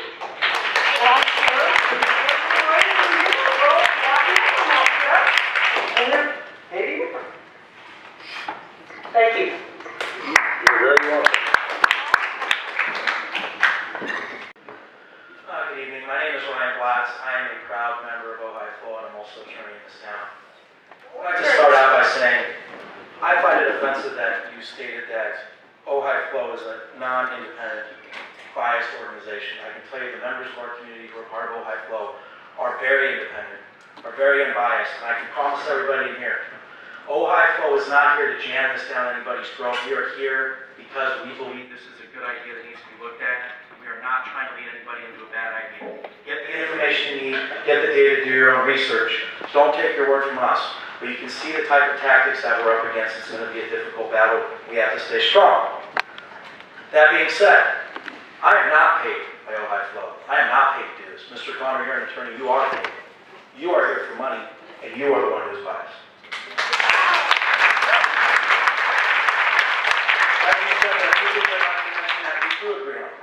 We do agree that the system's not for sale. But neither was Felton's, and you sold it. We agree the system was mismanaged. You admitted that. We agree that you stole money, well, misappropriated funds from the people of Ojai through a company that was essentially overcharging, and you used those numbers in your rate base. You were also fined $1 million. We agree that you guys charge a heck of a lot more money than the local other water companies, and you haven't explained why that's acceptable. It hasn't come up. Water amounts differ. We all understand that. Different companies charge different amounts. But the substantial difference is a big question. And I can tell you, I've talked to the people who see this, and they wonder why you guys charge so much to get the money, to get the water out of the ground, based on the infrastructure that's here, yet they can do it for so much less, and they have to do so much more. Nobody understands that, and that has not been addressed or answered by the Golden State Water Company, ever. Lastly, you point out all these teams, you say, oh, these people wanted, they said it was going to cost less, it's going to cost less. It finally got done, and it cost a lot more. What you failed to say was your professional appraisals. And I apologize, Ojai Flow doesn't have the money to get a professional appraisal done, but we are trying, and we're going to keep working on that. However, all of your appraisals that you brought up, the companies ended up settling or selling for less than your professional appraisals. $25 million in Felton was the appraisal that you guys had. You sold for 13. So you can sit here and tell everybody that our appraisal, our amount, is gonna go up. But you haven't admitted that every time you do the same thing. We don't have the money and the people and the knowledge that you guys do, yet every time you value a system, it seems like it's worth less than you think. Thank you. Thank you for those comments. I just want to clarify, Golden State is not affiliated at all with the Felton Water System. That's a different company. We've never owned it. Hello, may I see your last slide that you had up there?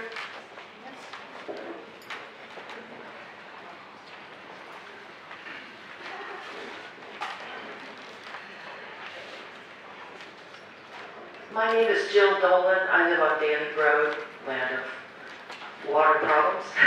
But that's not what we're going to talk about.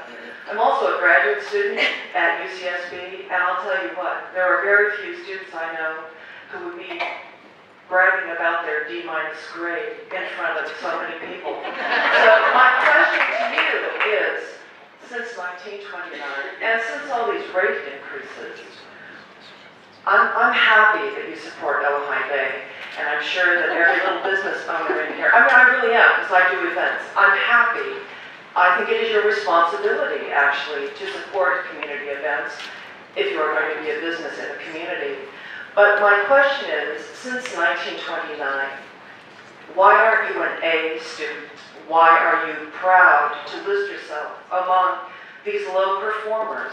And where, when all the people here and my neighbors and my personal experience of our house,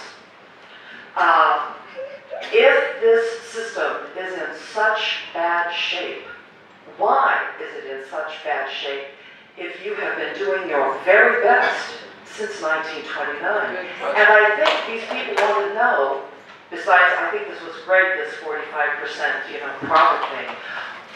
What are you doing with the money? If the system is a mess and you're working really hard at making yourself a D- student, but you're working really hard, where are you putting the money? We are not seeing it in the service or in the infrastructure that serves our homes. So can you answer, where does the money go? And I know you're going to say you're working really hard because you kind of already said that, but I think the next meeting, it would be really great if there were a chart that said, we spend X amount of money on salaries, we spend X amount of money on pipes, we spend X amount of money on this, and it all comes from your bill, or your, the invoice. Can you tell me? Hint, hint. Well, we'd be more than happy to provide that information to you. I've been coming to meetings in Ojai for a number of years where we have actually came and put up graphs and shown that very detail. We've shown where every penny has gone into the capital improvements. We have those details. The money is going into the system, and it's all part of the public record. It's all with the PUC. So it's there. And by the way, if I may, I did not say that the Ojai water system has a grade of the D-. This is saying that water systems everywhere are rated D-, not necessarily one over the other. Some may have A's, some may have F's, okay? Ojai is not unlike any other water system around. A portion of the facilities here are reaching the end of their useful life, not the whole system. As water systems are constructed, especially after World War II, we had the big baby boom, we had a bunch of growth. Water system experienced a lot of growth. That is all going to come up for replacement at the same time. So there's a capital investment need. Right, so it's just my bad luck that I live in one of those, poor performing old neighborhoods, but okay. Still, I believe you lumped yourself into, this gives you kind of a moral support. Look, everybody else is bad, so we're bad too, so what do you want from us?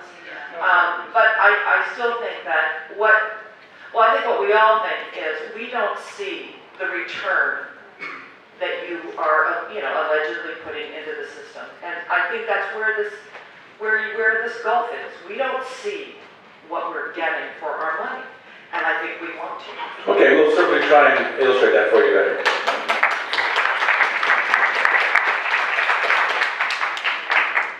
I've become, can you hear? Thank you. I've become one of the poster children concerning this issue. I woke up one day and discovered that I'm now a senior citizen, and I'm a retired senior citizen living on a fixed income. I don't know if you folks read the local newspapers, but as our mayor, Carol Smith, pointed out tonight, there are, and as some of the speakers said, many people whose income is devoted in large part to their water bill. My wife and I have lived here for a number of years. We've lived in several parts of town. When we were living on the west side, a block outside the city limits, on a 2-acre property with 100+ fruit trees, our average water bill over a 5-year period was about $45. With fruit trees. We bought a property about a year ago, one block inside the city limits. You are now our provider. We have 5 fruit trees. And I don't know if this is reverse psychology at work, but last month's bill was $425, and I was pleasantly surprised because the one before that was $662. For those of us who are still paying a mortgage, I wonder to myself, as I've read in the newspaper, and as perhaps some people here have said, does that mean I'm going to have to leave Ojai one day? You guys keep jacking them, and we keep reading and hearing you're doing what you can to fix the infrastructure. Got a lot of unhappy campers here, guys. Thank you.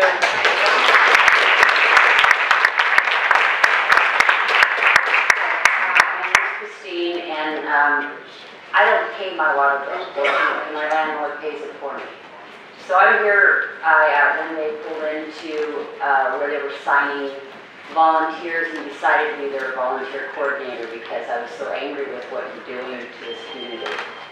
My water bill, I have 1 child and myself in a small house, and my water bill is $190. I didn't know what the water bill looked like, so I asked my landlord, can I see it? And I took my next door neighbor's water bill and I compared the two. And I don't understand, and I'd like an answer as to why is there a water meter charge when I stand in my front yard and watch your driver not even stop to read the meter? What am I paying? What is, because really, all-inclusive, I'm paying it in the rent. Yes, I'll respond to that. This issue came up 3 or 4 years ago. We had the last community meeting such as this. The rate is structured to where there's a monthly service charge, and then there's the commodity charge that you pay based on how much water you use. The service charge is designed to recover approximately 35–40% of the fixed cost. The commodity charges recover the remaining of those fixed costs plus all the variable costs. The service charge is not related to the meter other than the price of the service charge is based on the size of the meter. That's right. Okay, so if all of us were to call you up and say, we want you to come out, I got a 5/8" meter and I can't afford to have avocados anymore because the water's too high. I can't have oranges here anymore because the water's too high. So how about you come out and give me a smaller meter? You going to do that free of charge for us? Actually, yes. Okay. 5/8 is the smallest meter that we have. I understand. But we have other folks who have called, and with that very request, what we do is there is an actual process that we follow to determine the appropriate size water meter. If a customer calls and requests us to come and look at that, we'll look at that. It's basically a fixture count of what you use that is based on standards from the American Water Works Association and Uniform Plumbing Code. It'll tell us the size of water meter that's needed to operate all of your water fixtures. That will make sure that the meter runs effectively. I just have a couple more questions. Okay, and if it shows that your meter can be reduced, we'll reduce it at no charge. Okay. Ojai, most of the locals here, we like to put our money back into Ojai. How much are you paying that attorney per hour to fly him out here? And then he hires local LA counsel to come here tonight when in fact he was at the last meeting that you guys so bright, you were so bright about getting the room so small at Casitas that we had to call the meeting off because there was nowhere to house everybody. But you flew him and a couple others out. And we paid for that. And those postcards, we paid for that. And that's upsetting to me. It's absurd. I worked for lawyers for 17 years. I know what your rates are. But why are we flying him out here when you got people here, like he said, he uses local counsel? Why not just use local counsel? Well, Okay, that's a question, and I have one more, I'm done. okay, well, I will not be responding to your question regarding how much we're paying Mr. Connor. Mr. No, Connor is... you're not paying him, we are. Mr. Connor is a renowned expert on eminent domain. Like I said before, the system's not for sale. We retain his services. That's it. I looked you up on the website, and I noticed, I'm from Sacramento originally, and I noticed that all over Northern California, you have little pockets like Ojai that you buy up, even electric. You have one electric that you buy up all over the place. I looked at CV Valley rates, considerably lower than what we're doing, what you're charging us. Do you sleep well at night? I sleep fine. Because you're raping everybody. I looked at my sister, where my sister lives, what they're paying, what we're paying, what CV's paying. You purposely buy these small areas so that nobody notices you. We notice you. We don't want you here anymore. And one more thing I'd like to say is that there's an all-valley water meeting Wednesday, November 9th. It's at Nordoff from 6 to 9. Be there.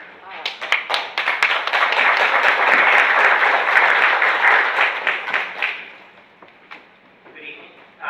Thank you for the opportunity to speak. I'm just going to give some information. The gentleman right here had brought up some information in regards to second quarter results for 2011 for American States Water Company, which is owner of Golden State Water Company.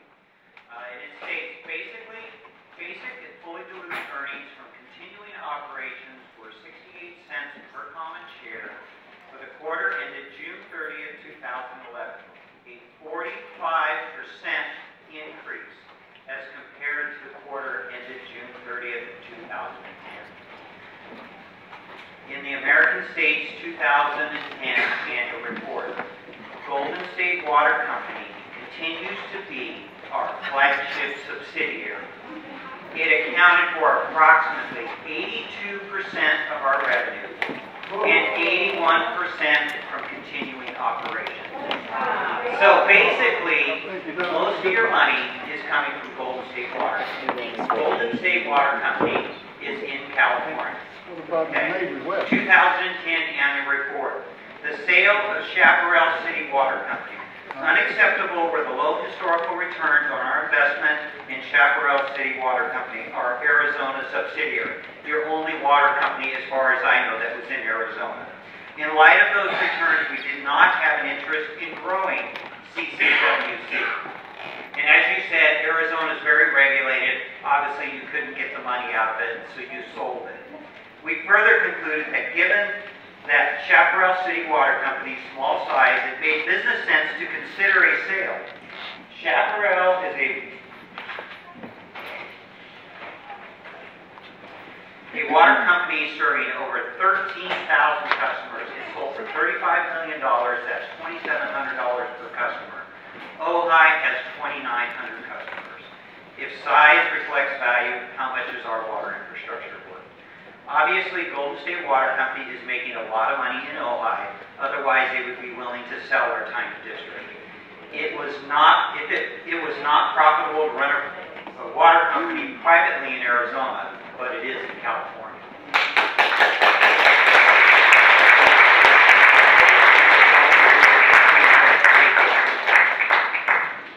My name is Tony Cunningham. I've lived here with my wife in the valley for 21 years.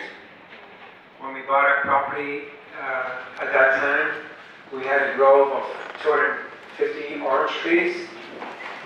Because of the cost of water, we cannot afford to water trees anymore. Now we're down to about 150, and they're slowly dying every year, but we can't afford to water. It's a shame because it's happening to a lot of people that we know in the valley. We just can't afford to water our groves. So they're dying all over the place. You can see it everywhere. My first question is, do we as customers own the water meter, or does the company own the water meter?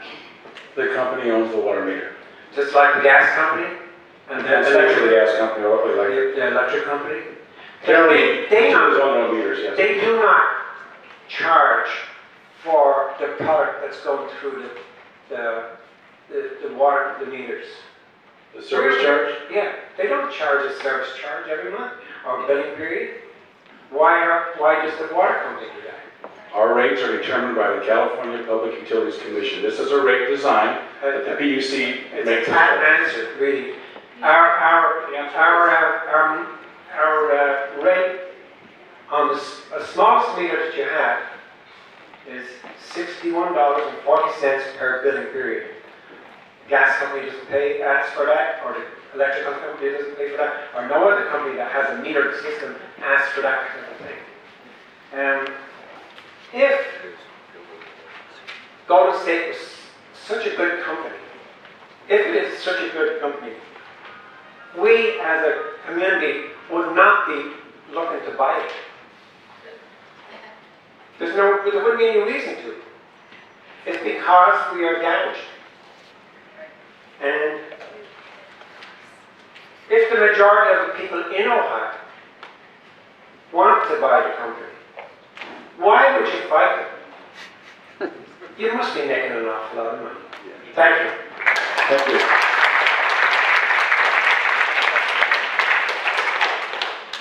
My name is Doug Sachs. Joe, I thought you did a great presentation. And what is made very clear between the two of you is the company is not for sale. And to obtain it through eminent domain, which is possible, is going to take a lot of time, 10 years, and cost a lot of money. Is that correct? Is that the fair evaluation? Yes, it is. And based on that alone, I would say that we should just go back to our houses and forget about this. Except that I don't feel good about it. And this is the community that I live in. And want to fight for it. I want to point out one thing. When I was 19, I got a traffic ticket. Which I could tell you that was the last traffic ticket I ever got. And I thought it was an unfair ticket. So I went in the city of LA in a courtroom bigger than this. And the judge came up and the judge said, unless you're a criminal, unless you do something really bad, this will be the only contact that you are going to have with the legal system in the city of Los Angeles. And I want you to know that if you have a grievance, if you're not happy with your ticket, that this court will grant you a trial, and we want to hear your case. I was very impressed with that. And it's true. My question is, just as a public policy, I don't think your bills are explained. I see charges on my bill that I don't know what they are. I know the bills are high. But I deal with the DMV, I deal with my bank, 3 different banks, no pleasure there. I deal with the electric company, everybody. And I'm embarrassed to say that sometimes I'm behind in my payments. I have a lot of expenses. But there's no company I've ever dealt with, ever, in my history, that treats a late payment the way Golden State does. None. I'm talking about that they put a note on your door, which I was away out of town, and I'm taking a shower and the water stops. On 5 days. I couldn't believe it. I ran out there in my bathrobe, and the guy said, oh, I knocked on the door, I didn't hear anything, so I turned off the water. On that bit of public contact, I think you guys been through, but we will meet again, and I'm going to get active as much as I can to move you out of here. Thank you.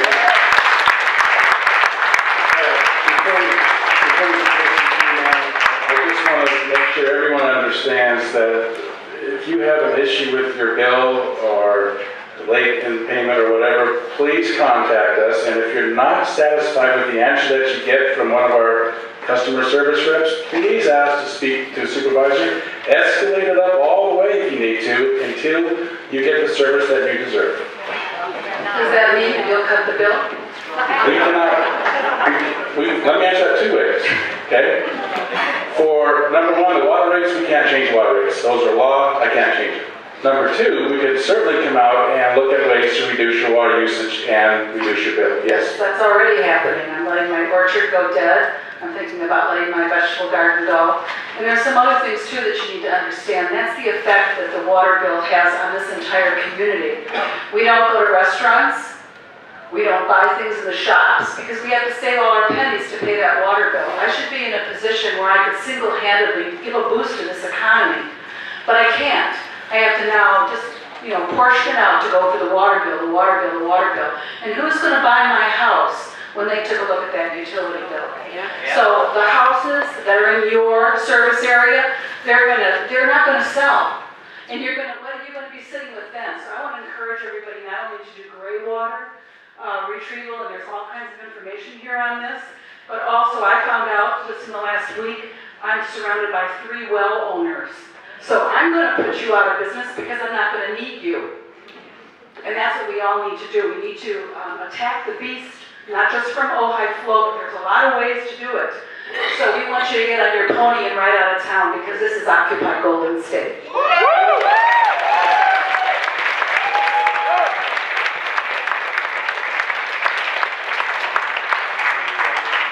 My name's Betsy. I'm going to put my time towards the people because I think that's what's most important.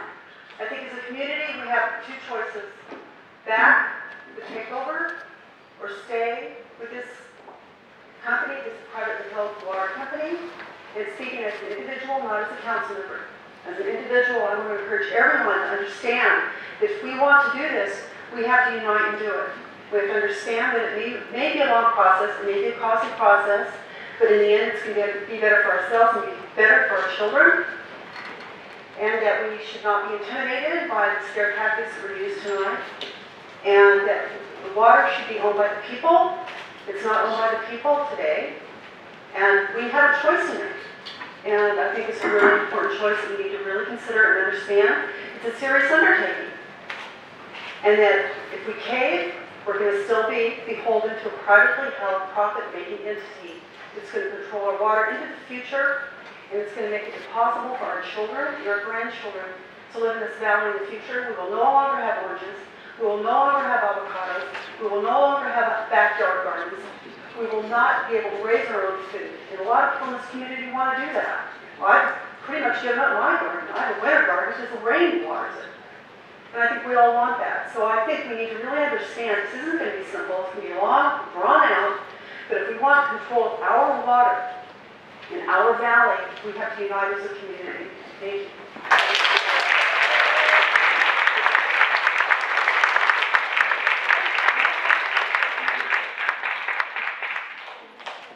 Are there any other speakers that would like to speak tonight? If not, I would like to thank you all, and please come to the next meeting and continue this discussion.